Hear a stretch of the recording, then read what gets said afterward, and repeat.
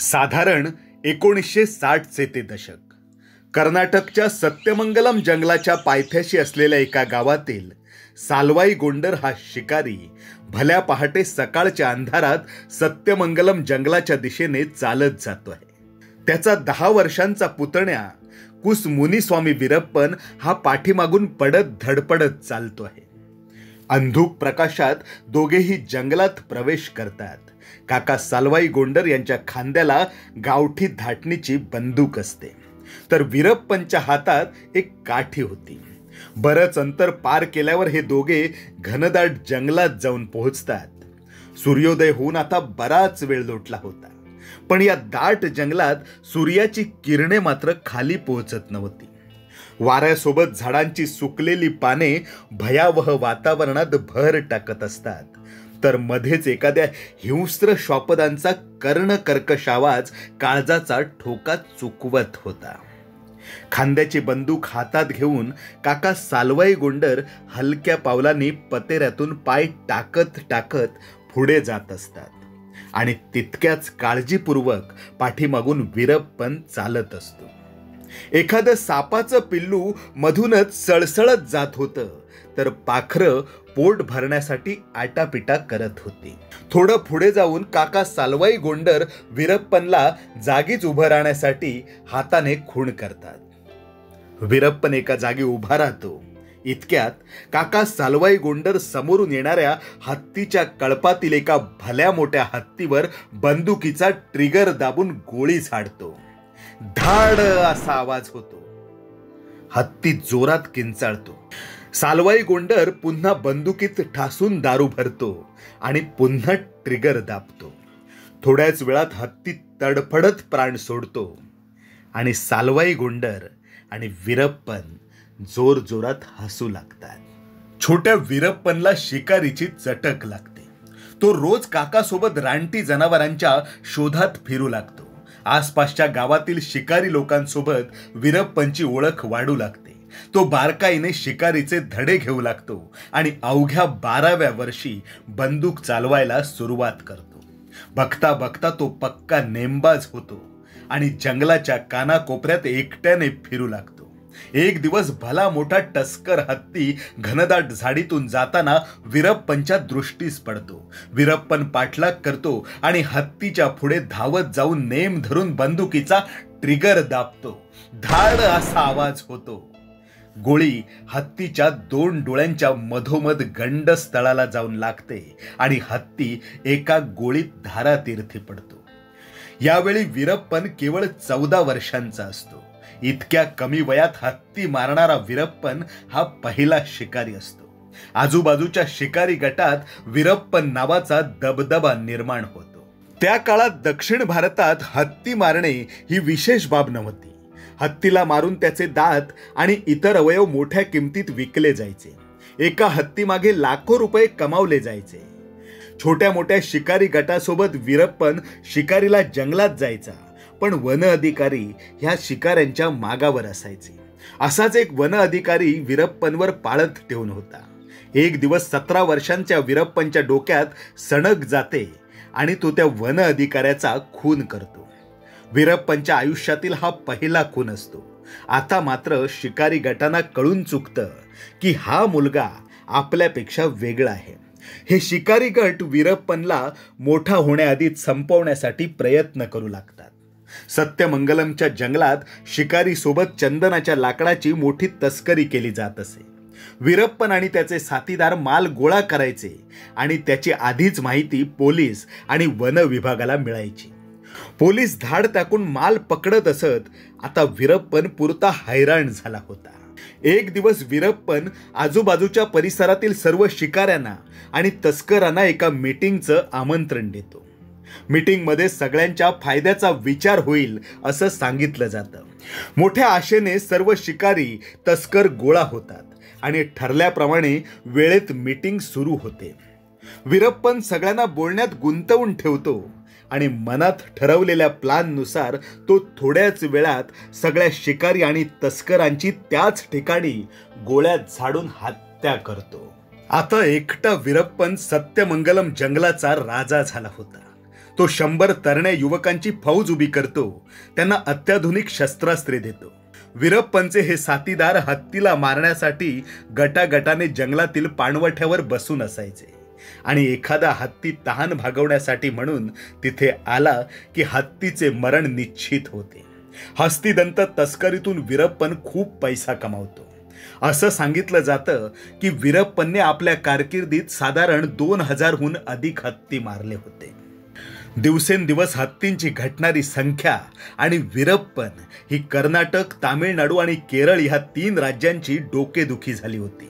सरकार हस्तिदंताच्या वस्तूंच्या विरोधात कडक कायदा करते आणि बंदी आणते. हळूहळू हस्तिदंताची मागणी कमी होऊ लागते. परिणामी वीरप्पनचा व्यवसाय ठप्प होतो. आता वीरप्पन आपला पूर्ण फोकस चंदन तस्करीवर करतो. भारतात चंदनाचे लाकूड विकणे हे बेकायदा मानले जाते. या झाडावर पूर्ण हक्क सरकारचा असतो. पण वीरप्पन हे मानायला तयार नव्हता. तो दिवसाढवळ्या चंदनाच्या लाकडाची तस्करी करू लागतो. सरकार वीरप्पनला पकडण्यासाठी अनेक मोहिमा हाती घेते. लाखो रुपयांची बक्षिसे जाहीर करते. पण वीरप्पन काही केल्या हाताला लागत नव्हता.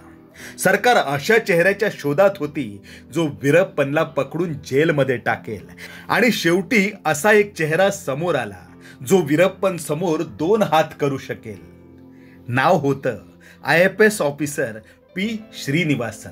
1983ला कर्नाटक सरकार पी श्रीनिवासन यांना मुख्य वन अधिकारी या पदावर कर्नाटकच्या चामराजनगर येथे नियुक्त करते. या परिसरात वीरप्पनचे प्राबल्य होते. 3 वर्षांच्या अथक प्रयत्नानंतर पी श्रीनिवासन बँगलोरला होत असलेल्या सार्क परिषदेदरम्यान वीरप्पनला पकडण्यात यशस्वी होतात. कर्नाटक आणि तामिळनाडूच्या टीव्ही आणि वर्तमानपत्रात वीरप्पनच्या अटकेच्या चर्चा रंगू लागतात. वीरप्पनच्या अनेक अड्ड्यांवर पोलीस छापे टाकतात. हस्तिदंत आणि चंदन हस्तगत करतात. जंगलातील एका कोठडीत वीरप्पनला चौकशीसाठी ठेवले जाते आणि चौकशीतून अनेक नव्या गोष्टी समोर येत असतात. पण एक दिवस पी श्रीनिवासन काही कामानिमित्त बाहेर गेले असता इकडे कोठडीत वीरप्पन आपलं डोकं खूप दुखतंय असं पोलिसांना सांगतो आणि डोक्यावर लावायला तो तेल मागून घेतो. तो तेल डोक्याला न लावता हाताच्या मनगटाला लावतो आणि गुळगुळीत हातातून बेड्या काढून वीरप्पन पसार होण्यात यशस्वी होतो. या प्रकरणात पोलिसांची मोठी नाचक्की होते. आता वीरप्पन अधिक सावध आणि पहिल्यापेक्षा जास्त क्रूर झाला होता. 1987ला वीरप्पन पुन्हा चर्चेत आला कारण त्याने चिदंबरम नावाच्या एका वन अधिकाऱ्याचे अपहरण करून हत्या केली होती. इकडे श्रीनिवासन यांना वीरप्पनचे पळून जाणे जिव्हारी लागले होते. त्यांनी वीरप्पनला पकडण्यासाठी तयारी सुरू केली. श्रीनिवासन यांनी यावेळी वीरप्पनचा गाव गोपीनाथम टार्गेट केला. याआधी पोलीस वीरप्पनची माहिती काढण्यासाठी आजूबाजूच्या गावातील लोकांना जोर जबरदस्ती करत असत. लोकांना मारत असत, इलेक्ट्रिक शॉक देत असत. अनेक लोक पोलिसांच्या मारात मृत्युमुखी देखील पडले होते. पण श्रीनिवासन यांच्या कामाची पद्धत वेगळी होती. त्यांनी तिथल्या लोकांच्या समस्या जाणून घेतल्या. गावात रस्ते, पाण्याच्या सुविधा निर्माण केल्या आणि मंदिरे बनवली. गरिबांना 40 पक्की घरे बांधून दिली. या सर्व कामासाठी त्यांनी सरकारी पैशांचा उपयोग केला तर काही ठिकाणी स्वतःचा पगार खर्ची घातला. अनेक युवकांना पी श्रीनिवासन यांनी रोजगार दिला. यात वीरप्पनची बहीण मारी सुद्धा सामील होती. मारीला त्यांनी एका हॉस्पिटलमध्ये काम दिले. आता श्रीनिवासन गावातील लोकांचे आवडते अधिकारी बनले होते. हळूहळू वीरप्पनच्या सर्व हालचालींची खबरबात श्रीनिवासन यांना मिळू लागली. श्रीनिवासन आता वीरप्पनला पकडण्यासाठी डावपेच आखू लागले. नेमके याच दरम्यान वीरप्पनच्या माणसांनी श्रीनिवासन यांच्यासोबत चांगले संबंध असणाऱ्या गावातील काही माणसांना मारहाण करून त्यांची हत्या केली आणि त्यांची मुंडकी कापून संपूर्ण गावभर फिरवली. गावात वीरप्पनने पुन्हा स्वतःची दहशत बसवली आणि त्या दिवसापासून श्रीनिवासन यांना एकही बातमी मिळेनाशी झाली. गावातील लोक तोंडातून एक शब्द काढायला तयार होईनात. याच दरम्यान पोलिसांनी वीरप्पनचा 1.5 करोड रुपये किमतीचा चंदन लाकडाचा माल पकडला आणि वीरप्पन पोलिसांविरोधात पेटून उठला. आणि अशातच वीरप्पनच्या बहिणीने आत्महत्या केल्याची बातमी पुढे आली. वीरप्पनच्या बहिणीच्या आत्महत्येमागे श्रीनिवासन असल्याची खबर वीरप्पनच्या कानावर गेली आणि त्याची तळपायाची आग मस्तकात केली. जेव्हापासून श्रीनिवासन यांनी वीरप्पनच्या बहिणीला काम दिले तेव्हापासून त्यांच्यात प्रेम संबंधाच्या चर्चा उठत होत्या. वीरप्पनच्या डोक्यात श्रीनिवासन विरोधात वणवा पेटला होता. सुरुवातीची अटक, अनेक वेळा पकडलेली तस्करी आणि आता बहिणीची आत्महत्या. वीरप्पन या सगळ्याला श्रीनिवासन यांना दोषी मानू लागला. वीरप्पन आता मोक्याची वाट पाहत होता आणि वीरप्पनला एक संधी चालून आली. जुलै 1991ला श्रीनिवासन यांचा वन अधिकारी म्हणून कार्यकाळ संपला आणि त्यांची सुरक्षा कमी करण्यात आली. याच गोष्टीचा फायदा घेत वीरप्पनने चाल केली. आपला छोटा भाऊ अर्जुनन याच्या मार्फत श्रीनिवासन यांना एक संदेश पाठवला की मी शरणागती पत्करायला तयार आहे, पण तुला एकट्याला जंगलात यावे लागेल. पी श्रीनिवासन धाडसी अधिकारी होते, पण यावेळी मात्र ते फसले होते. श्रीनिवासन एकटे जंगलात पोहोचतात. वीरप्पनच्या समोर जाताच वीरप्पन त्यांची क्रूरपणे हत्या करतो आणि श्रीनिवासन यांचं मुंडकं कापून त्या मुंडक्याचा फुटबॉल करून तो साथीदारांसह फुटबॉल खेळतो. या गोष्टीचा तो व्हिडिओ बनवतो आणि माध्यमांना पाठवतो. वीरप्पनच्या क्रूरतेची चर्चा जगभरात पोहोचते. कर्नाटकच्या गावखेड्यापासून हिंदुस्थानच्या घराघरात एकच चर्चा रंगू लागते. एकच प्रश्न होता, सत्यमंगलमच्या जंगलात वावरणारा कोण हा वीरप्पन? जवळपास 2000हून जास्त हत्तींची शिकार करणारा, हजारो टन चंदन लाकडाची तस्करी करणारा, पोलीस, वन अधिकारी आणि नागरिकांची मिळून 184 लोकांची हत्या करणारा, अभिनेते आणि प्रमुख राजकारण्यांचे अपहरण करून दहशत निर्माण करणारा, ज्याला पकडण्यासाठी सरकारला 750 कोटी रुपये खर्च करावा लागला, ज्याला पकडण्यासाठी दाऊद इब्राहिम नंतर सर्वात जास्त बक्षीस लावलं गेलं, सत्यमंगलमच्या जंगलापासून जगाच्या कानाकोपऱ्यात दंतकथा बनून राहणारा कुख्यात चंदन तस्कर कुस मुनीस्वामी वीरप्पन. नमस्कार मित्रांनो, मी प्रणय राऊत. प्रेरणा क्रिएशन्स माझी कविता या आमच्या यूट्यूब चॅनलच्या माध्यमातून आज ध्येयवेडी माणसे या सदरात कुख्यात चंदन तस्कर वीरप्पन याच्याविषयी जाणून घेत आहोत.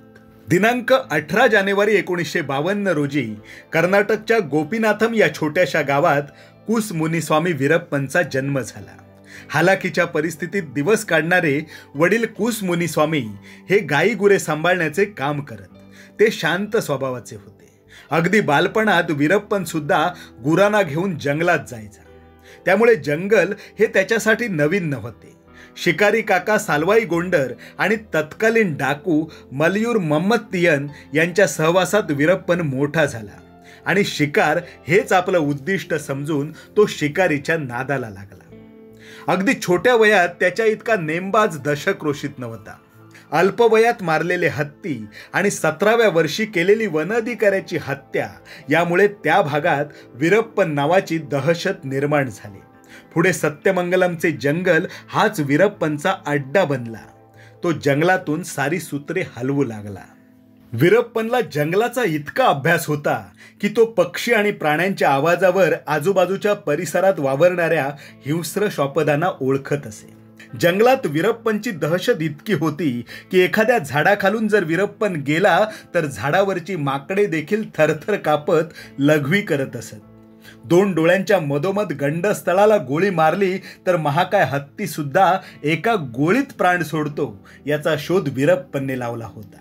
झुपकेदार मिशीत आपले फोटो काढणे, थरकाप उडवणारे व्हिडिओ बनवणे हा त्याचा शौक होता. तो आपल्या सहकाऱ्यांमार्फत गावातून वर्तमानपत्रे आणि अंक मागवत असे आणि वेळ मिळाला की शब्द वाचत असे. हेडलाईनला स्वतःची बातमी वाचण्यासाठी तो उतावीळ व्हायचा. वीरप्पनला चर्चेत राहायला आवडत असे. टप्प्याटप्प्यावर वन अधिकाऱ्यांच्या केलेल्या हत्येमुळे तो टीव्ही आणि वर्तमानपत्रात सतत झळकत राहायचा. वीरप्पन किती क्रूर होता याची अनेक उदाहरणे सांगितली जातात. 1990 मध्ये मुथ्थुलक्ष्मी हिच्यासोबत वीरप्पनने विवाह केला आणि 1993 मध्ये या दोघांना एक मुलगी झाली. ही मुलगी रात्री अपरात्री रडत असे आणि रात्रीच्या शांततेत ह्या मुलीच्या रडण्याचा आवाज जंगलात घुमत असे. आपल्याला ऐकून आश्चर्य वाटेल, पण जंगलात एखाद्या छोट्या मुलीचा आवाज 2 ते 2.5 किलोमीटर पर्यंत पोहोचू शकतो. मुलीच्या रडण्याच्या आवाजाने पोलीस आपल्यापर्यंत पोहोचू शकतात या विचाराने वीरप्पन त्रस्त असतो. आणि एक दिवस मुलगी रडतानाच तो आपल्या मुलीचा गळा दाबतो. त्या कोवळ्या मुलीचा आवाज कायमचा बंद होतो. सुप्रसिद्ध दाक्षिणात्य अभिनेता राजकुमार यांचं अपहरण केलं आणि वीरप्पन नावाची दहशत जगाला कळली. राजकुमार 108 दिवस वीरप्पनच्या ताब्यात होते. त्यांना सोडवण्यासाठी कर्नाटक आणि तामिळनाडू सरकारला अनेक अटींची पूर्तता करावी लागली. असं बोललं जातं की राजकुमार यांच्या कुटुंबियांनी आणि सरकारने कित्येक करोड रुपये वीरप्पनला दिले. त्यानंतर 2च वर्षात वीरप्पन कर्नाटकचे माजी कृषी मंत्री नागप्पा यांचे त्यांच्या घरातून अपहरण करतो. पोलीस आणि सरकार नागप्पा यांची सुटका करण्यात अपयशी ठरतात आणि 90 दिवसांनी नागप्पा यांचा मृतदेह जंगलात मिळतो आणि सरकारची झोपच उडते. वीरप्पन ह्या एका नावाने कर्नाटक आणि तामिळनाडू ह्या दोन्ही सरकारला जेरी सांडले होते. आता वीरप्पन हवा होता, जिवंत किंवा मेलेला. जून 2001 मध्ये IPS अधिकारी के विजय कुमार यांना तामिळनाडूच्या मुख्यमंत्री जयललिता यांचा फोन आला आणि जयललिता म्हणाल्या, विजय, मी तुम्हाला स्पेशल टास्क फोर्सच्या प्रमुख पदाची जबाबदारी देत आहे. मला वीरप्पन पाहिजे, जिंदा या मुर्दा. पिळदार शरीरयष्टी असलेले विजय कुमार एक धाडसी अधिकारी होते. STFची जबाबदारी घेतल्यावर ते 11 महिने वेगवेगळ्या योजना आखतात, पण यश मात्र येत नव्हतं. त्यांनी वीरप्पनचा बारकाईने अभ्यास करायला सुरुवात केली. वीरप्पनने आतापर्यंत बनवलेले सर्व व्हिडिओ आणि फोटो त्यांनी पुन्हा पुन्हा पाहिले. तेव्हा एक व्हिडिओ पाहताना विजय यांच्या लक्षात आलं की वीरप्पनला एका डोळ्याने कमी दिसतं. तो वाचताना डोळा तिरपा करतो. विजय यांची खात्री झाली की एकतर त्या डोळ्याला दुखापत झाली असेल किंवा मोतीबिंदू वगैरे झाला असेल. के विजय कुमार यांनी आपल्या खबऱ्यांमार्फत या गोष्टीची खातर जमा करून घेतली. वीरप्पनच्या डोळ्याला उपचाराची गरज होती. हाच धागा पकडून सुरू झालं ऑपरेशन ककून. फुलपाखरात रूपांतर होण्याआधी आळी ज्या रेशमी कोशात जाते त्याला ककून म्हणतात. इथे रेशमी कोशात फुलपाखरू नव्हतं, तर कर्नाटक, तामिळनाडू आणि केरळ ह्या 3 राज्यांना विळखा घातलेल्या वीरप्पन नावाच्या अजगराला पकडण्याची जबाबदारी विजय कुमार आणि स्पेशल टास्क फोर्सकडे होती. एखादी छोटी चूक सुद्धा जीवावर बेतणारी होती. विजय कुमार यांना माहीत होतं की वीरप्पनला पकडायचे झाले तर त्याला जंगलाबाहेर काढावे लागेल. विजय कुमार यांच्या प्लॅननुसार STF मधील काही पोलीस वीरप्पनच्या टोळीत भरती झाले. खरं तर वीरप्पनला डोळ्याच्या उपचाराची तितकीशी गरज वाटत नव्हती, पण वाढतं वय आणि डोळ्यांचा त्रास यामुळे त्याच्याच टोळीतील गोविंदन तुझी जागा घेईल अशी भीती वीरप्पनच्या मनात घातली गेली. हळूहळू या प्लॅनमध्ये वीरप्पन फसत गेला आणि तो डोळ्याच्या ऑपरेशनसाठी तयार झाला. वीरप्पनला ॲम्ब्युलन्समध्ये घालून एका फार्म हाऊसवर नेऊन डोळ्यांचे ऑपरेशन केले जाणार असे भासवण्यात आले होते. दिनांक 18 ऑक्टोबर 2004 रोजी जंगलातील एका रस्त्यावर ॲम्ब्युलन्स उभी असते. या ॲम्ब्युलन्सचा ड्रायव्हर म्हणून सर्वानंद नावाचा पोलीस अधिकारी असतो, तर पोलीस निरीक्षक वेल्लदुरई पुढच्या सीटवर असतात. वीरप्पन आपल्या 3 साथीदारांसह येतो आणि आरामात ॲम्ब्युलन्समध्ये बसतो. प्लॅननुसार सर्वानंद ॲम्ब्युलन्स स्पीडमध्ये घेऊन निघतात. ठरलेल्या ठिकाणावर आल्यावर अचानक करकचून ब्रेक मारतात. सर्वानंद इतक्या जोरात ब्रेक मारतात की टायर आणि जमिनीच्या घर्षणाने धूर येतो, जळण्याचा वास येऊ लागतो. काही कळायच्या आतच सर्वानंद आणि पोलीस निरीक्षक वेल्लुदुरई उडी टाकून दोन्ही दिशांना पळून जातात. सर्वानंद धापा टाकत टाकत विजय कुमार यांच्या जवळ पोहोचतात आणि हलक्या आवाजात म्हणतात, गाडीत वीरप्पन आहे. अचानक मारलेल्या ब्रेकमुळे वीरप्पन गाफील होता. इतक्यात भोंग्याचा आवाज येतो, वीरप्पन, आपको पुलिस ने चारों तरफ से घेर लिया है, हथियार फेंक दो, पुलिस को शरण आओ, तुम्हें कुछ नहीं होगा. पण वीरप्पन हार मानणाऱ्या पैकी नव्हता. तो क्षणात सावध होऊन पोलिसांच्या दिशेने फायरिंग सुरू करतो आणि उत्तरादाखल पोलीस AK-47 ने जवाब देतात. 20 मिनिटात पोलीस 338 राऊंड फायर करतात. थोड्याच वेळात ॲम्ब्युलन्समधून प्रतिसाद येणे बंद होते. पोलीस जाऊन खात्री करतात तर वीरप्पनचे साथीदार संपले होते आणि वीरप्पन शेवटच्या घटका मोजत होता. वीरप्पनने आपले केस कापले होते आणि त्याने आपल्या आवडत्या मिशा सुद्धा काढल्या होत्या. पोलिसांनी एकच जल्लोष केला. गेली 30 वर्षे 3 राज्यांची झोप उडवणारा, ज्याला पकडण्यासाठी सरकारने 750 कोटी रुपये खर्ची घातले, 2000हून जास्त हत्तींची शिकार करणारा, 10,000 टन पेक्षा जास्त चंदन लाकडाची तस्करी करणारा, 184हून जास्त निरपराध लोकांचे खून करणारा आणि एक दंतकथा बनून राहिलेला वीरप्पन रक्ताच्या थारोळ्यात पडला होता. के. विजय कुमार मुख्यमंत्री जयललिता यांना फोन करतात. मुख्यमंत्र्यांच्या सचिव शीला बालकृष्णन फोन उचलतात. हॅलो मॅडम, विजय कुमार बोलतोय, सीएमना फोन द्या. तेव्हा सचिव म्हणतात, मॅडम आराम करत आहेत. तेव्हा विजय कुमार म्हणतात, त्यांना सांगा माझ्याकडे आनंदाची बातमी आहे. आणि दुसऱ्याच क्षणी मुख्यमंत्री जयललिता फोनवर येतात. विजय कुमार म्हणतात, मॅडम वी हॅव गॉट हिम. मुख्यमंत्री जयललिता आनंदित होतात आणि म्हणतात, मुख्यमंत्री झाल्यापासून इतकी आनंदाची बातमी मी आज तगायत ऐकली नव्हती. मित्रांनो, 30 वर्षे 3 राज्यांना सळो की पळो करून सोडणाऱ्या वीरप्पनची ही गोष्ट तुम्हाला कशी वाटली हे कमेंट करून नक्की सांगा. आणि ही माहिती गोळा करण्यासाठी आम्ही घेतलेली मेहनत आपल्याला आवडत असेल तर प्रेरणा क्रिएशन्स माझी कविता या आमच्या यूट्यूब चॅनलला नक्की सबस्क्राईब करा. मी प्रणय राऊत आता आपली तात्पुरती रजा घेतो. लवकरच भेटूया एका नव्या व्हिडिओसह. धन्यवाद.